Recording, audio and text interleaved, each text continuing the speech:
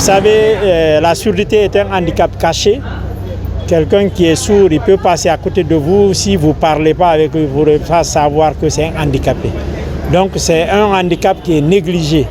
Ceux qui ont des handicaps moteurs, qui marchent dans les pousse-pousse, sont plus visibles que ceux qui ont des problèmes d'audition. Pourtant, ça intéresse, disons, une bonne partie de la population mondiale, parce que c'est près de 5,5% de la population mondiale, soit 460 millions d'habitants à travers le monde.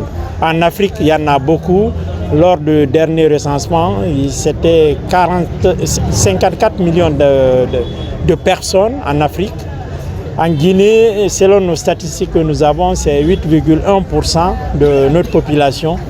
Donc, avec l'OMS qui a décrété cette journée, nous avons pris ça au sérieux et nous essayons de célébrer ça chaque année.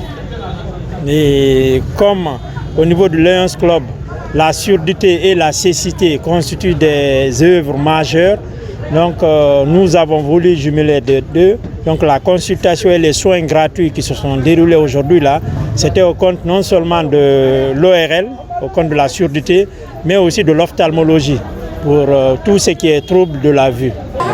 La drogue couche aujourd'hui qui est consommée chez nous peut entraîner des troubles non seulement visuels mais des troubles auditifs aussi. Il y a d'autres drogues dures qu'on peut citer aussi.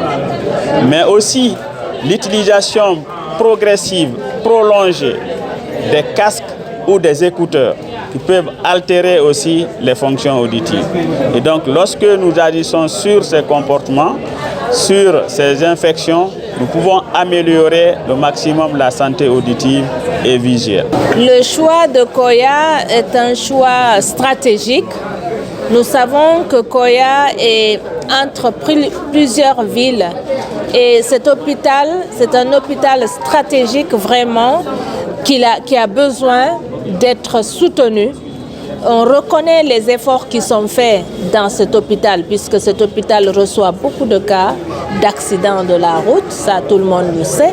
Mais aussi à côté de cela, nous voulons vraiment faire la promotion de cet hôpital. Nous venons pour intéresser les gens de la commune à venir à l'hôpital parce que l'hôpital est là pour eux. Et notre rôle en tant que Lyon, c'est vraiment de participer à la vie de nos communautés en aidant là où on peut. D'ailleurs, on dit souvent que partout où il y a un besoin, J'ai échangé avec l'équipe, il me dit s'il faut rester jusqu'à 0 heure, mais aucun seul patient ne se retournera à être consulté. Il me dit s'ils doivent rester jusqu'à 0 heure, ils vont rester. Mais ils vont prendre toutes les dispositions. Et on est allé plus loin. Au lieu d'une seule équipe de consultation, on a demandé de mobiliser plus de spécialistes. C'est pourquoi il y a plus de professeurs qui sont venus, qui seront en équipe. Donc ils sont prêts à constituer 4 équipes de consultation. Tout ça pour vite absorber le nombre qui est là. Est-ce que nous sort bien?